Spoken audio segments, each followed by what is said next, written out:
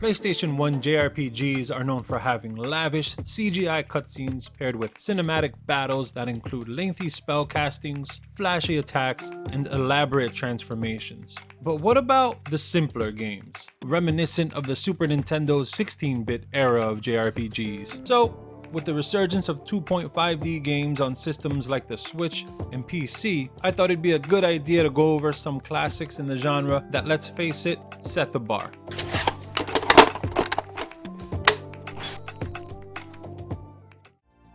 To start off this list in no particular order, we have Saga Frontier 2, developed by Square and released on January of 2000 in North America. The game takes place in the fictional world of Sandale. The first thing to strike you out of the gate is the stunning art style, which makes use of hand-painted, watercolor-inspired backgrounds. Saga Frontier 2 is mostly bright and colorful, making wonderful use of the PlayStation's color palette, reminiscent of the art style you'd find in a Disney Winnie the Pooh children's book. Before the game's release in 2000, IGN reported that they learned Square is abandoning CG movies for the game, in addition to pre-rendered backgrounds and characters. Hand-drawn cinematics will take their place in the final product, basically saying that they were going to drop the look of Saga Frontier 1 altogether. What a ballsy move for the time.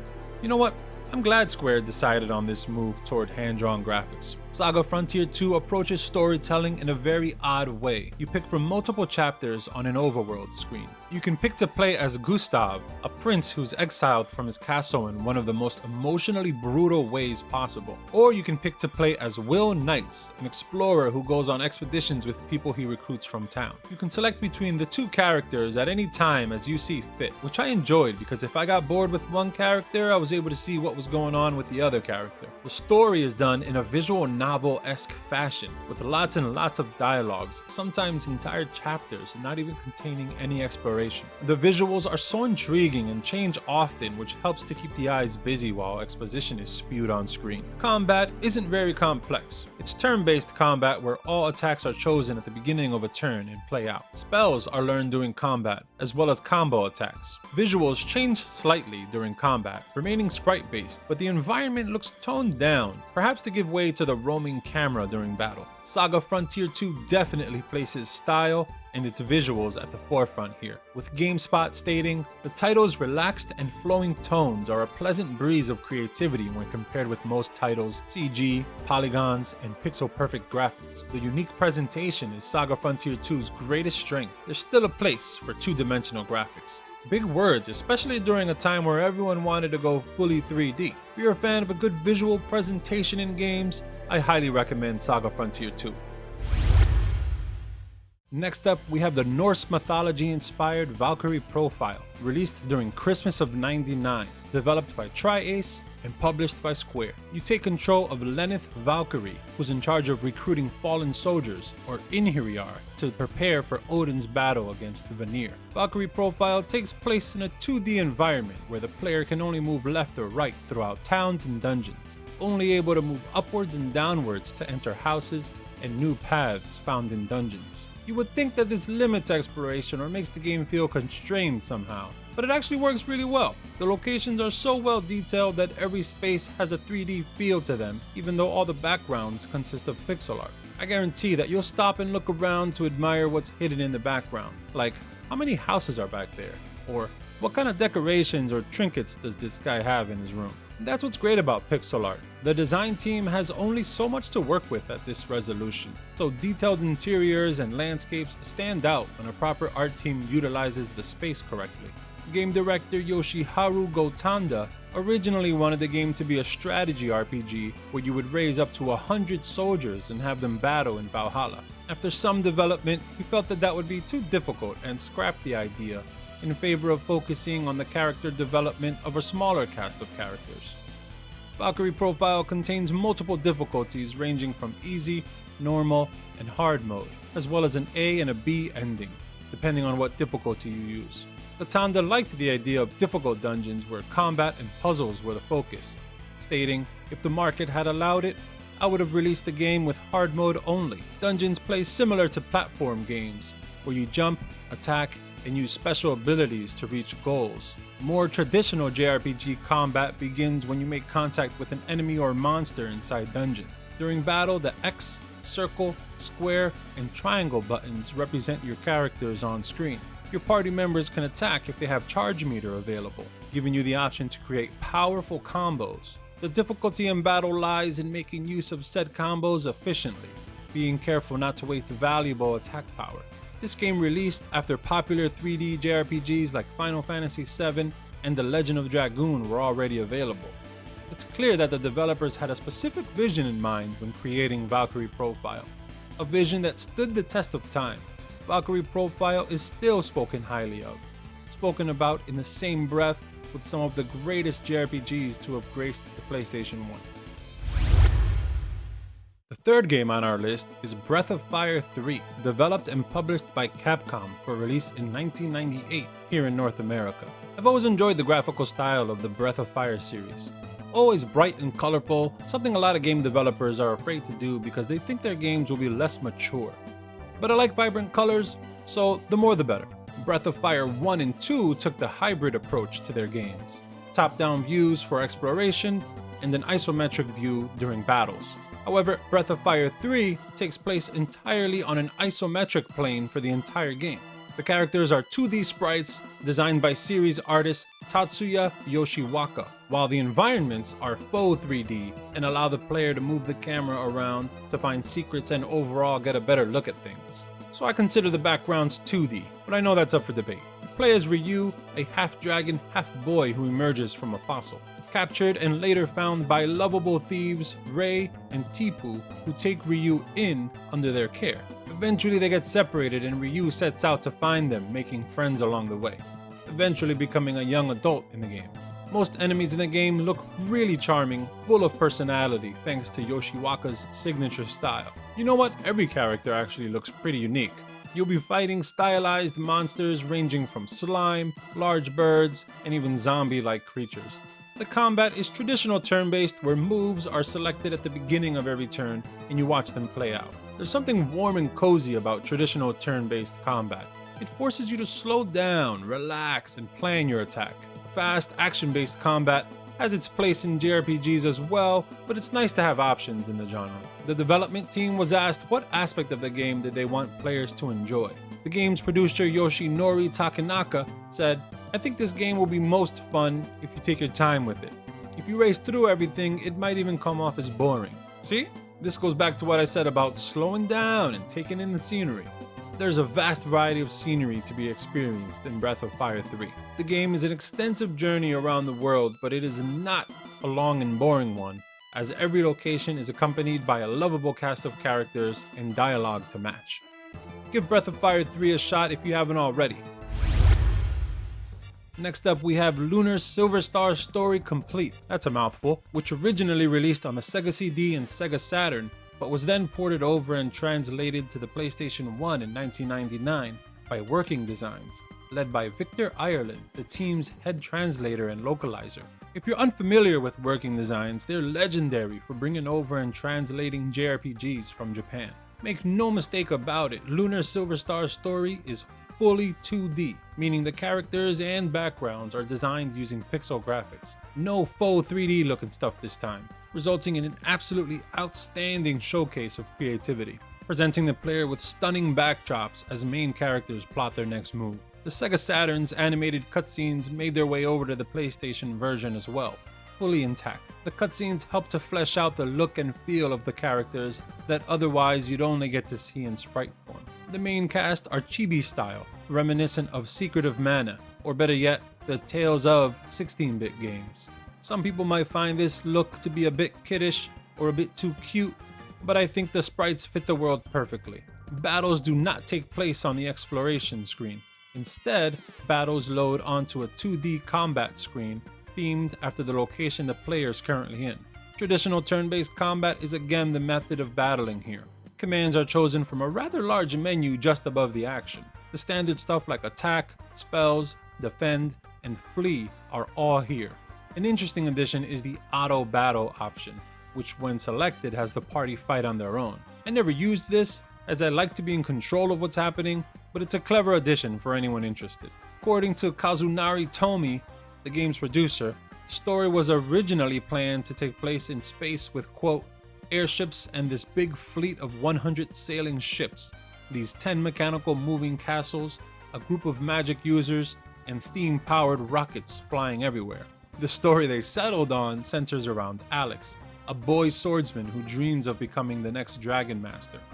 Upon meeting a dragon outside his hometown, Alex is instructed by the dragon to set out and find the remaining dragons and complete the tasks they have for him. Only then may he call himself a Dragon Master. Quite the departure from the steampunk aesthetic they had in mind, wouldn't you say?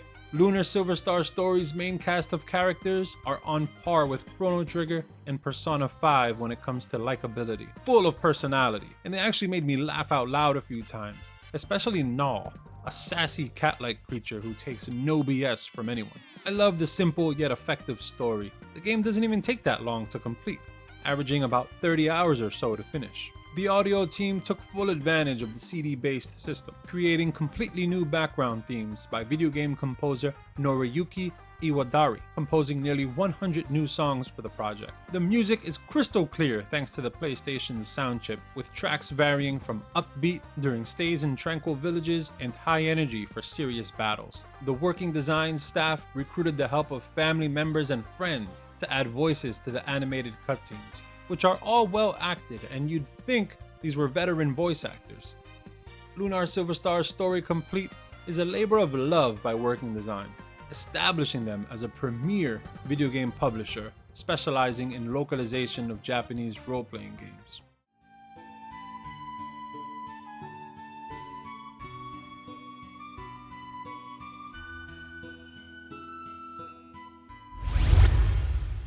The next series on our list is to sum the perfect combination of all things pixel art in an RPG. We'll be focusing on the first of the series, Suikoden, released in December of 1996 and developed by Konami.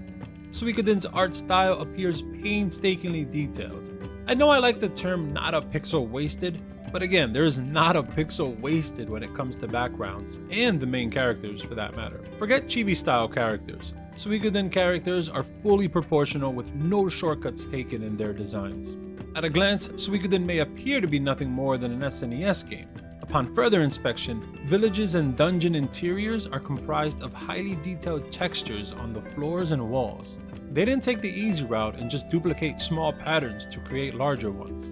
Some games do that, and you can tell. It doesn't take away from the look of the game when they do this, but it does look a bit lazy once you notice it. Suikoden does the opposite. Patterns, regardless of where, look as if nothing has been copy and pasted to create a larger image. It's actually difficult to find where the seam of a texture begins and ends. I look at that kind of stuff when I play games. I'm sorry for going on about this, but for a team to put that much effort into a small detail like that means a lot. If they care about the small details, then that'll carry over to the more noticeable details like combat, story, dialogue, and music.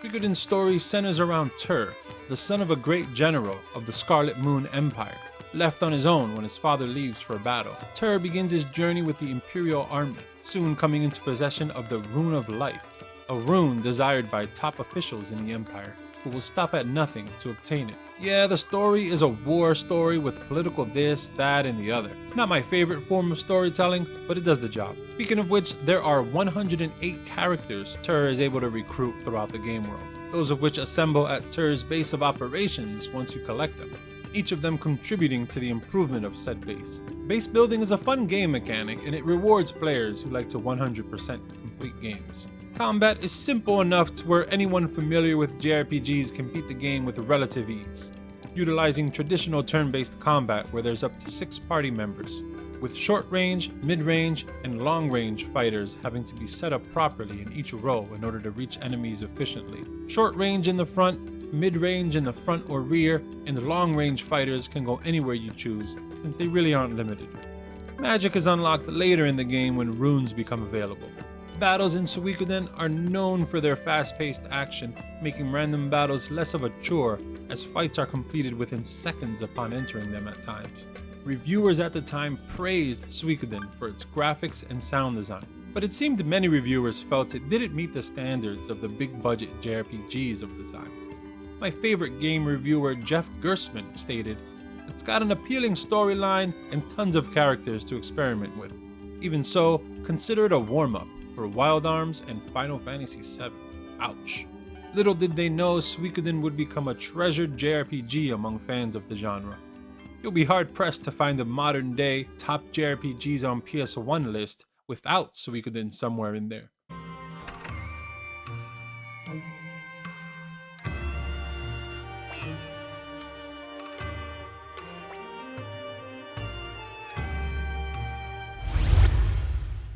The sixth game on our list is The Legend of Mana, the first entry in the Mana series to come out on the PlayStation, released in 1999 and developed by the team over at Square.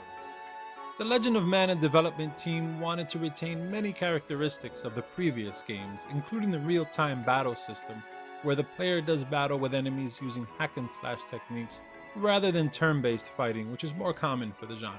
Haven't you had enough of me talking about turn-based combat yet?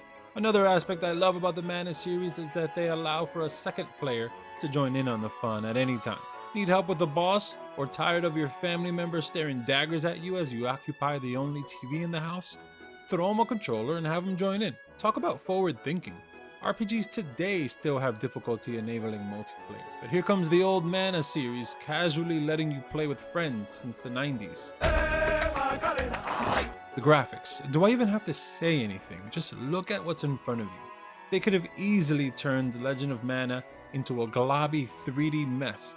Here's looking at you, Secret of Mana remake. What we have here is a completely hand-drawn aesthetic, so detailed and colorful. Certain non-explorable areas on screen, like locked doors or paths leading off screen, look so authentic, it leaves me wanting to explore those rooms and areas further. When asked if polygons were considered instead of hand-drawn sprites, game director Koichi Ishii said, "As graphics processing improves, so too will polygon rendering. And I'll be happy to use polygons when they can match the image of the characters in my head." That's the key, you know? The characters have to feel like they're alive, basically sticking to hand-drawn sprites because he felt polygonal technology just wasn't there yet. You'll be visiting numerous locales thanks to The Legend of Mana's Land Make system, where the player uses artifacts found in-game to unlock new destinations on a world map as they see fit, creating a custom world, visiting new cities, and completing missions within those areas in any order they wish.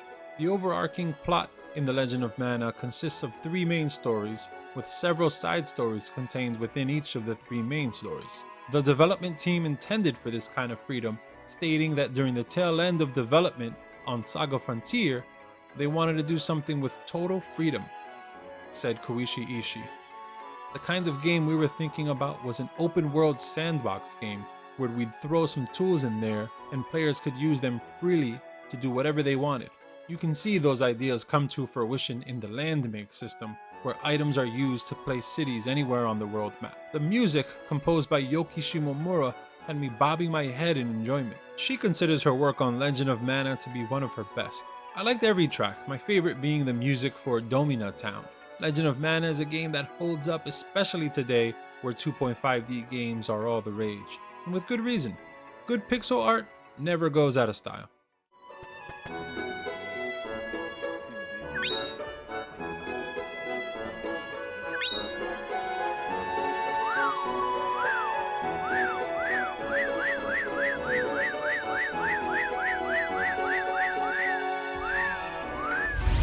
Up next, I put Grandia on the list, originally released for the Sega Saturn and ported over to the PlayStation in 1999. Man, if you were into JRPGs in the late 90s, there was a plethora of games for you to choose from, it seems. Visually speaking, the developer made use of polygonal backgrounds in combination with sprite-based character designs, which makes sense for the overall look they were trying to accomplish. Game director Takeshi Miyaji wanted a theater-like experience for players with such things as rotating camera angles, stating, "We are trying to bring out a theatrical vibe with scenes and events. Doing that will require a lot of detailed work with regard to the way the characters move, camera angles, and so forth." I'm not a huge fan of rotating camera angles in sprite-based games. Xenogears does this as well. The problem with moving the camera is that all the polygons and sprites on screen need to shift into perspective as well when doing so, resulting in a jittery, unstable look to the scene as a whole. When I play, I try not to move the camera at all, to be honest. but there's times you have to in order to find items or paths. The polygonal backgrounds of towns and interiors no doubt took a lot of effort to create, and were perhaps considered advanced for the time. Sadly, I don't feel that they hold up today when compared to sprite work of other games on the list, or even when compared to the pre-rendered backgrounds of other big JRPGs of the time. Named after a Formula One race car by the development team, thought to evoke the sense of a team working together to achieve one goal. Grandia is set in a futuristic fantasy world. The overall tone of the game is kept pretty lighthearted throughout, and the visuals reflect that. Characters are always making silly faces when speaking to one another. The way characters interact reminds me of comedic relief anime scenes, where characters playfully get mad and scream at each other. Complex battles take place on a bitmap image. While not the prettiest thing ever during camera movement, I can see why they did this. See, not only is the exploration cinematic, but the battles are as well. The camera will zoom in, out, and around whichever character is currently attacking. That's impressive. Modern games automatically move the camera around the player, and we think nothing of it, it's done so smoothly. I respect the effort made by the Grandia development team. Even if the camera movement during battle seems a bit janky, it's impressive nonetheless. The battle system itself is quite addictive as the large variety of player weapons and skills level up as you use them, encouraging the use of a wide variety of weapons. Attack efficiently enough, and you're able to cancel out enemy attacks. The game's progression isn't the most elaborate and has you going from town to town, completing dungeons in a very typical JRPG fashion. Nothing wrong with that.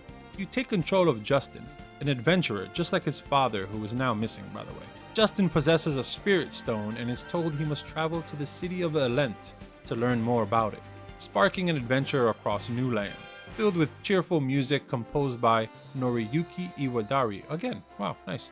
And partial voice acting, which was acceptable for the time, let's put it that way. While not my favorite JRPG on the PS1, I can see the charm Grandia possesses with its happy visuals and addictive battle system. The 8th game on our list is Wild Arms, developed by MediaVision and released in 1997 here in North America. At first glance, Wild Arms may appear to be a run-of-the-mill JRPG, but it's really not, and there's a reason this was a lot of people's first introduction to the genre. Another reason could be the totally kick-ass cover art. You see that in stores as a 12-year-old, and there's a high chance you're leaving with this game. I'd go as far as to say Wild Arms has 3 different art styles. In towns or dungeons, we are blessed with classic big-headed, short and stubby chibi-style characters traversing a top-down 2D fantasy world modeled after medieval Europe. Expect lots of green and brown as primary colors. While the terrain isn't as detailed as, say, Suikoden found on the same console, environments are highly polished, accompanied by outstanding shadows and lighting while indoors at castles and churches. In addition to the 2D aspects of the game, Wild Arms saw it to provide players with a fully 3D battle system. I know 3D graphics is not what this video is about, but I feel like both aesthetics serve to complement each other, where if one didn't exist, the other would feel less essential. 3D representations of the sprite-based characters can be seen during battle. The proportions remain the same, unlike Final Fantasy VII, which chooses to make the characters in battles larger and more proportional, as if to admit that the characters during exploration are not what the artist intended for them to look like. Wild Arms, on the other hand, embraces the squat look of their characters and represents them as such during battle. As the camera provides close-ups of the party at the beginning of battle, it pans out to display the battlefield. You then select your actions from a Sony PSP cross-media bar, and the action plays out again cinematically. Standard combat stuff, you got your attack, defend, items, and spells. Again, nothing wrong with what works. The third art style, maybe not as wild as the first 2 I mentioned, is the overworld. An actual overworld you can traverse across. Legend of Mana had a limited overworld, Valkyrie Profile's overworld was limited as well, and you were flying around in an ugly Mode 7 graphical style. Saga Frontier 2 barely had an overworld, instead you selected where to go from an overworld map. For some reason, a traditional overworld in 2D games was frowned upon during the PS1 era. I'm glad to see it make a return here for Wild Arms. You take control of Rudy, a boy who secretly wields forbidden weapons known as arms. One day he saves his village from an attack using his arm, the village inhabitants discover his secret and banish him from the town. Rudy makes his way into several towns, recruiting members Cecilia and Jack, who band together as a trio to stop a newly discovered threat from taking over the land. Wild Arms is one of the greatest examples of a game that successfully combines 2D visuals with a 3D battle system without making either one feel substandard in any way. It can be played today alongside with anything found on the Nintendo eShop. Next up is a game that I've already reviewed on the channel, so check that out if you're interested. Beyond the Beyond is developed by Camelot Software Planning and released in 1996 here in North America.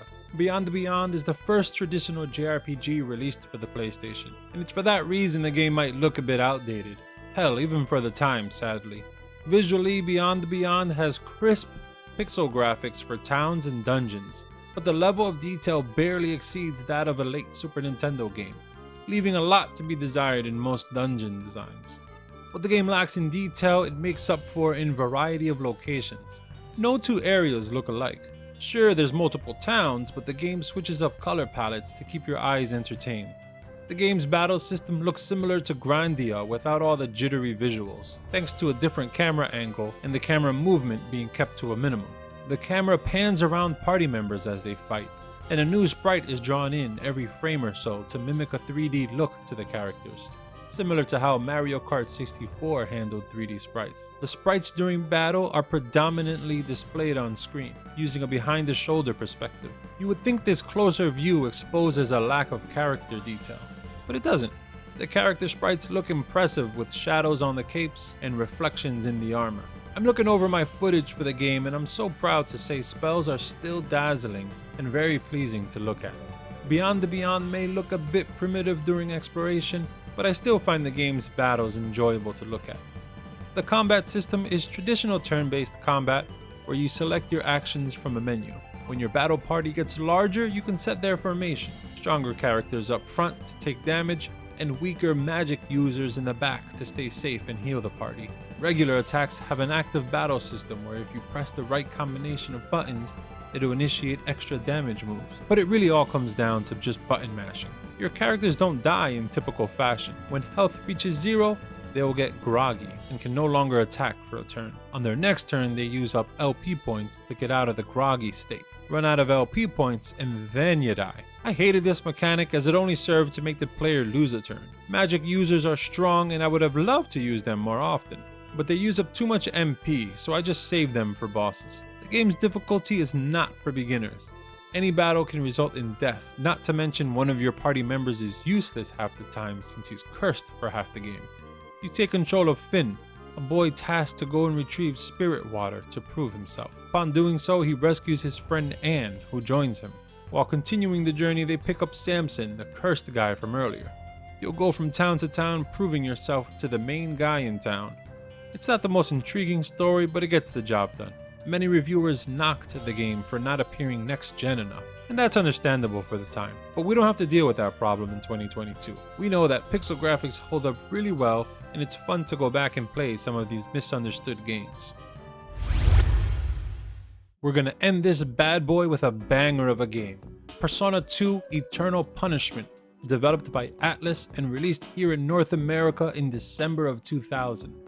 I'm a huge fan of the Persona games on console. I've played Persona 3 Portable on the PSP, which reduced exploration to what is essentially a point-and-click game. Just keep in mind that you might lose essential features if you decide to play PSP versions of these games. Exploring locations in Japan is my favorite thing to do in Persona games, so that's a shame. However, Persona 2 Eternal Punishment on the original PlayStation is the best version to play and the only version to play unless you know Japanese, and the exploration is intact. The game we're discussing today, Eternal Punishment, is the second part to Persona 2 Innocent Sin. So think of both games as one story split into two. The artistic style of Persona 2's characters and really the whole Persona series has got to be in my top 5 favorite aesthetics. It feels like you're playing a manga series. Characters are usually slender, fully proportional, and the eyes always look mysterious, adding to the dark nature of the games. Art director Kazuma Kaneko felt that the hero didn't always have to be someone special, that anyone can become a hero if given the chance. His characters in Persona reflect that, with a large variety of characters who look like everyday folks. No muscle-bound heroes or anything, just regular teenagers with problems. The muscle in the game comes in the form of personas. Each party member can summon a persona to cast spells against the enemy. Each persona has different strengths and weaknesses, and some can be used to heal. Persona can also be leveled up simply by using them in battle. The combat is turn-based, where you select your actions at the start of a turn and watch the moves play out. If that's too much to handle, you can select the auto battle option and have fights be played out for you instead. Characters in Persona 2 Eternal Punishment are 2D sprites once again, set atop 3D backgrounds, viewable through a top-down isometric view. Players can select locations on an area map like restaurants and schools. The game takes place in a modern-day fictional city in Japan. Interiors look clean and contemporary, paired up with modern-day synth music composed by Toshiko Tasaki, which I feel adds to the classy feel of the game.